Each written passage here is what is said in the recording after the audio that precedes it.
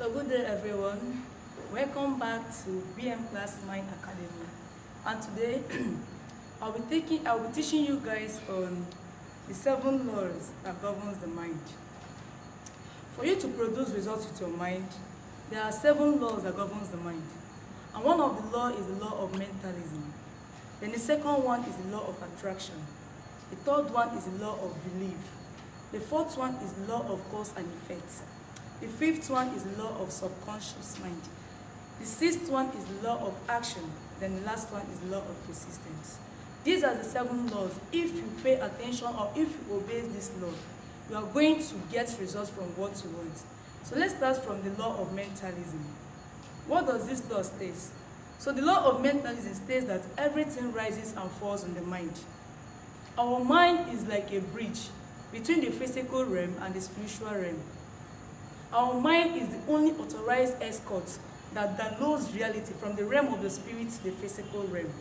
So any thought you have in your mind, that positive thought you have in your mind, that you want it to come to actualization, it cannot come to actualization without passing the process of the law of mentalism. Because most of the people do neglect the mind. They think that their thoughts or the feelings or the thoughts they have in themselves can just come out without passing a process.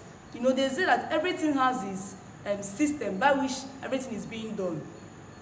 Let's give instance of when you want to cook a raw rice, it must pass a process of passing through fire. So your mind is like that fire that will cook up that thought that is in you for it to come to reality. So the law of mentalism states that all the thoughts we have in our mind, be it negative or positive thoughts, must pass a process called the mind before it will come to this physical realm. So according to Think and Flourish says that everything in the mind, if you cannot conceive an idea mentally, that idea cannot come physically. So for us to get a result, or for us to get an idea done, we must conceive it first in ourself, in our mind, and it will come to its physical outcome. So the second one is the law of attraction.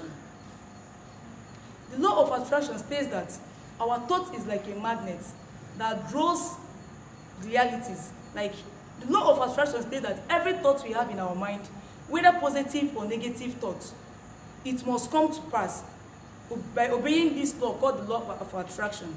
Because our thought is like a magnet that draws, our thought is like a magnet. It attracts realities that is in the realm of the spirit to the physical realm. So if you want to get something in life, never you focus on fear, or never you focus on negative thoughts. Because of what? The thoughts you have in your mind must obey the law of attraction. So you must be conscious of the thoughts you have in yourself. Because if you just relax or you are thinking about anything, have it in mind that your thought is so powerful and your thought is so obedient that it will obey your thought is so obedient. It's not going to disobey you. So the law of attraction must do exist. If you have a negative thought in yourself, the law of attraction will draw it to this physical realm and it will come to existence. So another one is the law of belief. Because we are being told that for a thought or for an idea to stick into the subconscious mind, you must mix it up with feeling. For a positive thought you have in your conscious mind to stick down to the subconscious mind, you must mix it with a feeling. And that feeling is the feeling of love and the feeling of believing that it will come to pass. Because if you do not believe in a thought, because for a result to happen, a thought must drop from the conscious mind down to the subconscious mind. And the thought that is in the conscious mind cannot just stick down to the subconscious mind without adding it up with a feeling. So that feeling will help that thought that is in the conscious mind to come to the subconscious mind. And how does that happen? Any thought that you do not believe in, or any thought you do not add feelings to, can never come to pass. So the law of belief states that positive thought or that positive idea that is still in your conscious mind, that have not yet sunk down to the subconscious mind, the only transportational system that can bring it down to the subconscious mind is adding it up feelings and believing that These thoughts must actually come to existence. Then the next one is the law of cause and effect. So the law of cause and effect states that, okay, the law of cause and effect has to do with the 7 faculties and the 5 senses. The 7 faculties is the creativity faculty, the reasoning faculty, the imagination faculty, the willpower, the intuition, the perception, and the rest of it. So the 7 faculties is the faculties that help us to do what? To create out something in our mind. Then the 5 senses, the 7 faculties is used for creativity, while the 5 senses is used for confirmation. So the law of cause and effect says that when a thought is in your conscious mind and you want it to suppress down or sink down to the, when a thought is in the conscious mind and you want it to sink down to the subconscious mind, it must pass a process. You must have to put action. It must pass a process. So during the time of that process is called the cause. Like, it's called the cause. But when you are not seeing the result, it's like the effect of what the thought you have in yourself. So if you have the thought of a negative thought, if you have the thought of negativity in you, and it's like a cause, and when it press down to the subconscious mind, it's like action is being taken on. So the effect you'll be seeing is negativity. But if you have the thought of positivity in you, then when it press down to the subconscious mind and it brings out, the result is going to bring out for you is positivity. So the next one is the law of the subconscious mind. Like I stated before, that our subconscious mind is just the mind that helps the thoughts we have in our mind to come to existence. Because an action cannot take place or a result cannot happen if the thought in the conscious mind did not stick down to the subconscious mind. So our subconscious mind is like a female that bets out whatever they give to her. She has no right to select. She's not selective. So any thoughts the conscious mind gives to her, she bets it out the way the conscious mind gives it to her.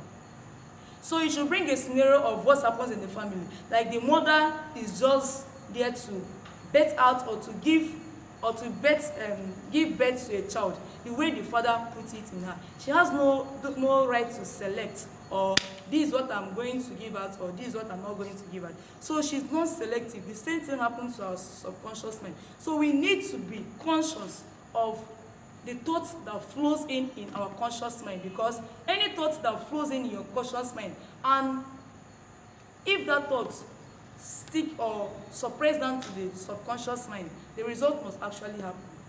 So the next one is the law of action.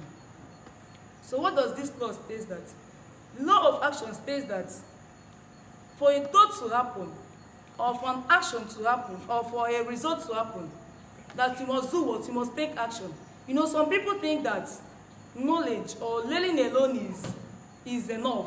But if you are learning, but you are not taking action on what you learned, or you are not taking action on what you are being taught, it cannot produce results for you. Even if you learn all the knowledge in the world, but you lack action, you are not taking action, you are not practicing what you are being learned, it can never favor you. So action is among the system that help us to get results. Because some people the reason why most of the people are poor, or most of the people, after learning something, they will still be ignorant, or the thing is not showing in their life, but they have the knowledge, but that the knowledge is not reflecting in their life. The only thing there is you lack action. So, you know, inability to take action is one of the cancer that kills success. So for you to succeed that thing, you must have the knowledge that even if I have this knowledge, but this knowledge is not working for me, is because of what? The action you are putting in place for that knowledge to work for you is not enough. You must increase the knowledge of that action for that action to get a positive result for you. Then the last one is the law of persistence. So the law of persistence states that you must be persistent in whatever you are doing, no matter what. Even if you are not getting it, you must be persistent in it. We are being told a story of Edison and sorry. So you must be persistent in anything you are doing. So you get persistence leads to success. And so thank you guys, and Thank you guys for listening to me today, and we meet next week. God bless you.